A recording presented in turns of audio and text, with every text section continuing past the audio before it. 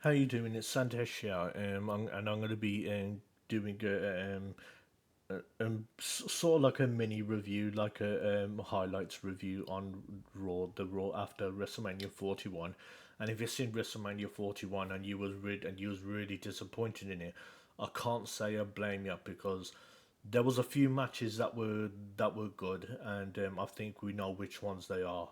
But most of the matches were, we're pretty much letdowns, and but this is about Raw the night after WrestleMania 41, and I have to say it was the Raw was far better than WrestleMania both nights. I have to say, and I also have to say that NXT's Stand and Deliver was better than WrestleMania as well. Even Stand and Deliver's main event was better than WrestleMania, and I will also include both the women's matches on Stand and Deliver was better than WrestleMania 41 as well. That's how good Stand and Deliver was. But anyway, I'm gonna get into it now.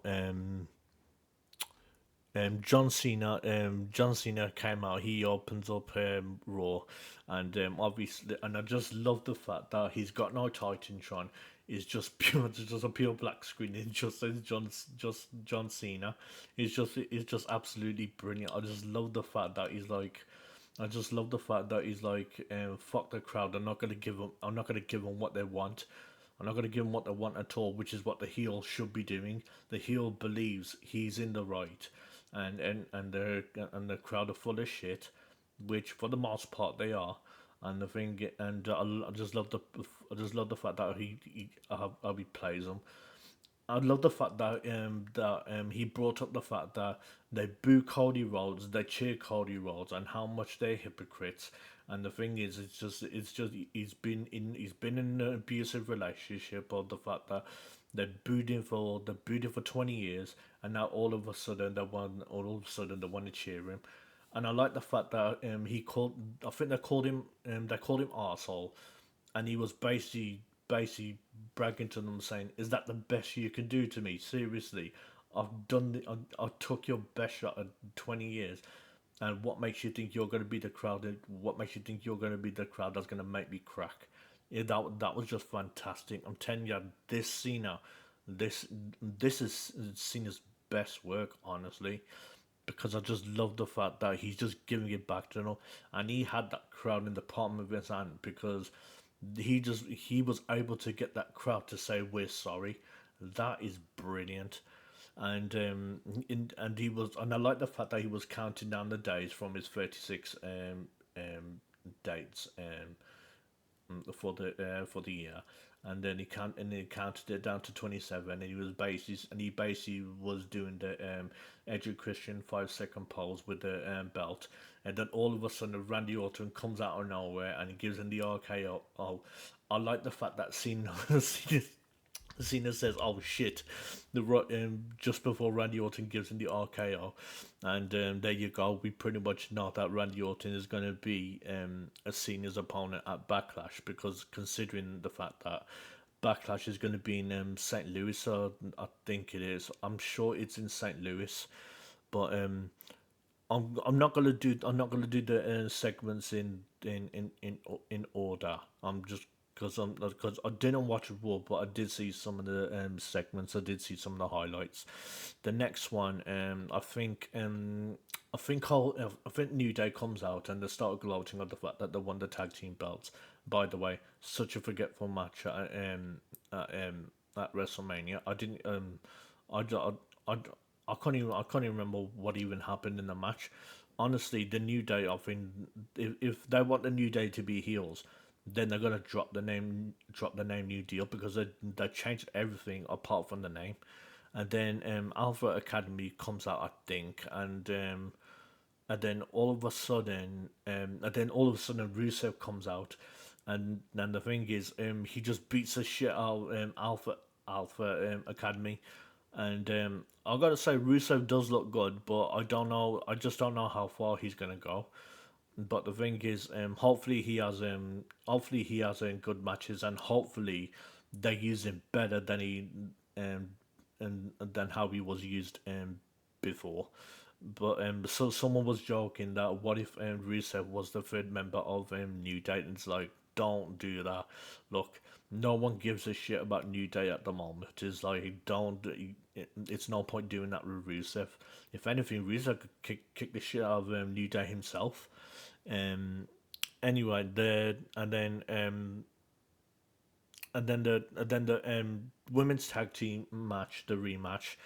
Um, Obviously, Liv Morgan and Raquel Rodriguez gets their rematch against Becky Lynch and Liv Akira, but I call her Bird Lady because I call her Bird Woman because the thing is, let's be honest, her theme, all the crowd does is just that stupid brrr news noise. Honestly, I mean, I don't know why she's still on TV for. Anyway, this match was pointless because the thing is, Liv Morgan and Raquel Rodriguez straight away win their rematch. So it was basically, well, what was the point of the match at WrestleMania then? It was There was pretty much no point. It almost feels like WWE was trying to say WrestleMania 41 never happened, which makes no sense. But anyway, the funny thing about this is what happened after the match. Becky Lynch is punching Bird Lady, right? And she's oh god, and the punches are so fake and they look really funny. And then the funnier part is, um, Bird Lady is supposed to be selling the punches to be like knocked out because that's what happens, right? When this sort of thing happens, but instead, no, she's on the floor and she's cowering in fear, with a confused look on her face, thinking, looking at her like, "What have I done? What have I done?" And then she realizes very quickly, "Oh shit, I got to sell these punches," and then she does like these I think choke slams or something that she does. I think she does three of them. But it was like it was that that match at WrestleMania was pretty much a waste of time. If because considering that Liv Morgan and her partner got the belts back the night after, it made no sense. That was a really poor decision. Um, Next, I'm gonna get into the Dominic match. Okay, um, Dominic faced Penta. It was for the IC belt. Um, then the thing is, out of nowhere, and this was a complete shock. JD McDonough comes out of nowhere and he helps Dominic win, which is sort of expected, and obviously Carlito was gonna help him win. And what was telling about this when Dominic retained his belt was the look on Finn Balor's face, because he really looked like the odd man out at a Judgment Day, and it's obvious that they're building to that.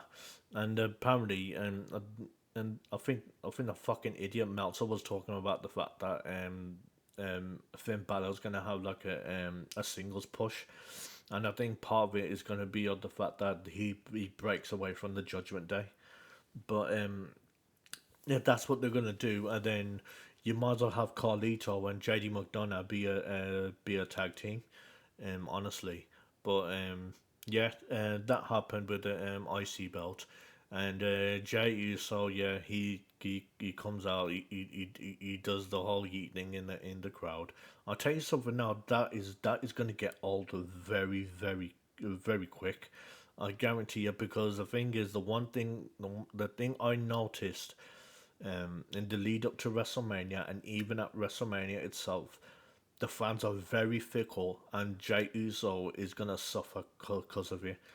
Fans being fickle, it will end up happening to him, and I predict it's gonna end up happening around the time when SummerSlam happens, and WWE's gonna have to be like, shit, we're gonna have to put the belt on someone else. Um, Now who that's gonna be, I don't know. Um, Anyway, he comes out, and then Sami Zayn comes out to congratulate him, and Sami Zayn says, how you doing, everyone? I don't know if you and he said that I think something to the effect of I don't know if you didn't realize that I wasn't at WrestleMania, and we was all thinking, trust me, you was missed. I don't know how the fuck Sami Zayn was not at WrestleMania. He's my guess is he's probably dealing with a nagging injury that he has checked out, because the thing is, personally, that has to be the only reason why Sami Zayn did not have a match at WrestleMania.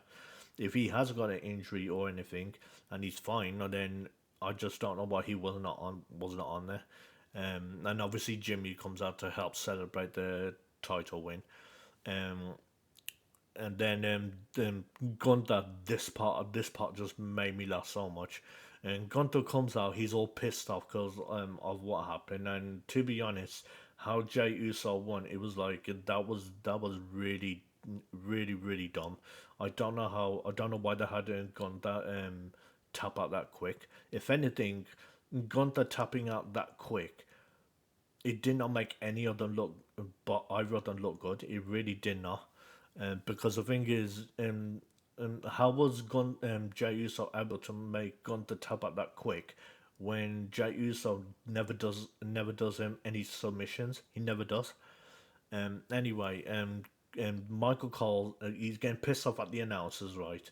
And Michael Cole saying to him, "Look, man, you was the one that tapped out to Jey Uso," and he gets more pissed off, and he goes to grab Michael Cole and beat the shit out of him, and then Pat McAfee comes out and gets him off Michael Cole, and then Pat McAfee turns around and obviously going to attack him from behind and then chokes at Pat McAfee. No, I kind of like this, to be honest. Is this going to lead up to a match? Most likely not. Most likely it won't. But I just want to say, side note, um, Rock was an absolute fucking dickhead for making the whole Cena turn happen, because the thing is, what's likely ended up happening was Rock said to them, I want to be involved in WrestleMania, and I want the Cena to turn heel," and that was like, okay, we'll do that. And then the thing is, next thing you know, he gave a shit. He gave a shit more about his Hollywood, about his movie career. And the thing is, it's because he did an interview on Pat McAfee, and he tried to say that, and he was trying to say that, I wanted to give them the spotlight, which to me personally, that says that he that the thing is, sorry, it came across on the fact that I gave a shit more about my Hollywood career, but the thing is, but I have to, but I wanna make myself look good. But to be honest, I tell you this now, lately, the Rock's um, um, public image to his fans, whenever it's fans of his to his shit films or to wrestling, it's been in the shitter, to be honest. I can't think of anyone who's actually excited to see The Rock anymore. I'm not. If anything, when Austin came out of WrestleMania, I was wondering, why the hell is Austin coming out of WrestleMania for? If anything, I was more glad that Triple H came out of WrestleMania, Stephanie came out of WrestleMania, and Shawn Michaels. I was more glad that they came out of WrestleMania, honestly, and especially on the fact that Austin fucked up. No, he fucked up twice, because there was a fan cam, and Austin was trying to go at the rampway, on the entrance way, right? And he fucking missed it, and the fan cam caught it. And then the thing is, when he goes around on his ATV around the ring, he fucked that up too. It was like, what the hell is going on with Austin? Um. Anyway. Anyway, that's enough about that fucking idiot Rock. Um. Also, the rear EOS guy. Now, I think, from what I gather, Stephanie Vakir came out and challenged EOS guy to a match, and obviously she showed respect to her, rightfully so. I gotta say, Stephanie Vakir is really good, man, because. I mean, she's a really good NXT Women's Champion. Her match at Standard Delivery was fantastic.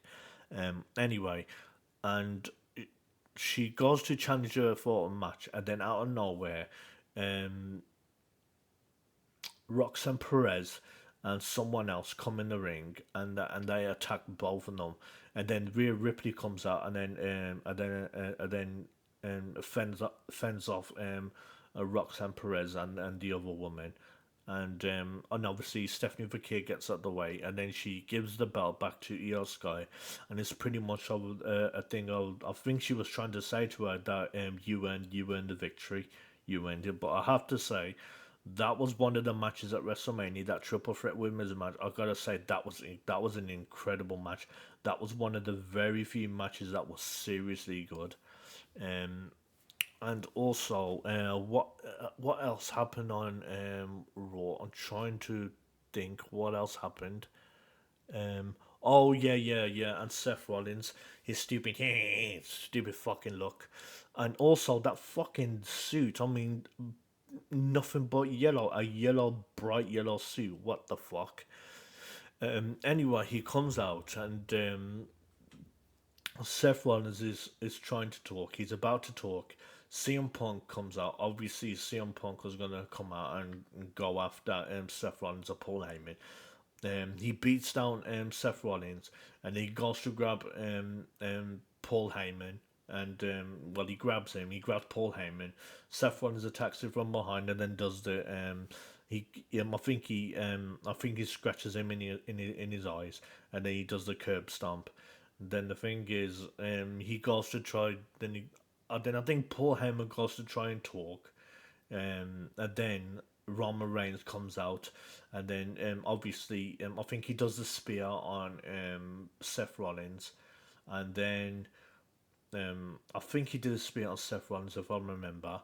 And then he's about to turn around to Paul Heyman, and then he gives Paul Heyman the Superman punch.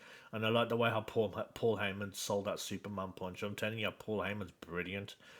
Um, and then he's about to I think he's about to give the spear to Seth Rollins.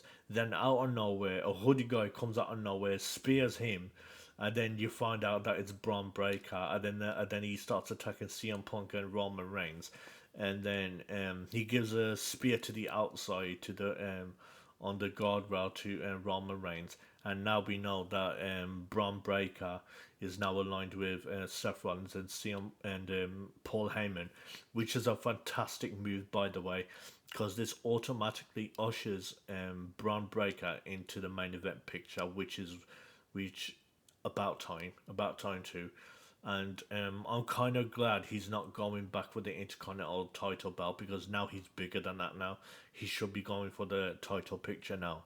But the only downside is he's aligned with Seth Rollins. Personally, Seth Rollins is not going to do fucking anything for him. Because the bad part is now we got to now we got to deal with Seth Rollins bullshit now. That's the bad thing about it. My theory is they put Paul Heyman with Seth Rollins because they're trying to salvage Seth Rollins, because I think deep down I think they know there's no saving Seth Rollins when he's on his own, and they're hoping that what Paul Heyman did for CM Punk and for Roman Reigns and the Bloodline in general, they're hoping some of that shifts onto Seth Rollins. But I don't think they're gonna be able. I don't think Paul Heyman's gonna even be able to do that personally.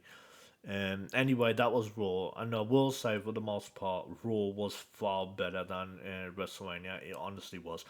I didn't think this stuff was going to end up happening, and I like the fact, as I said, Braun Breaker is now finally breaking into the main event picture. Um, if Braun Breaker goes for the title this year, I think he's going to end up. My guess, he wins the Money in the Bank, and then I think he ends up cashing it. Not this year. I think he ends up cashing it, either the Royal Rumble or at WrestleMania. That's my guess on Braun Breaker. If he if they're gonna put him in the title picture. It's brilliant that they're putting him in the main event picture though, because now he's going against main eventers, and he deserves it. Because his performance at WrestleMania was incredible. He was just like a fucking killer, and I love it. Anyway, that's my highlights review of the Raw after WrestleMania 41.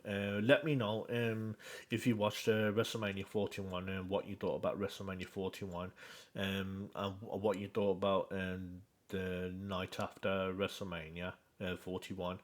And if you could like, comment, and subscribe, and if you could follow me on X, Rumble, Facebook, I'm on Patreon, and I'm on Coffee as well. And obviously I'm on YouTube. The links will be in my YouTube bio. And anyway, thanks for watching, and I'll see you soon.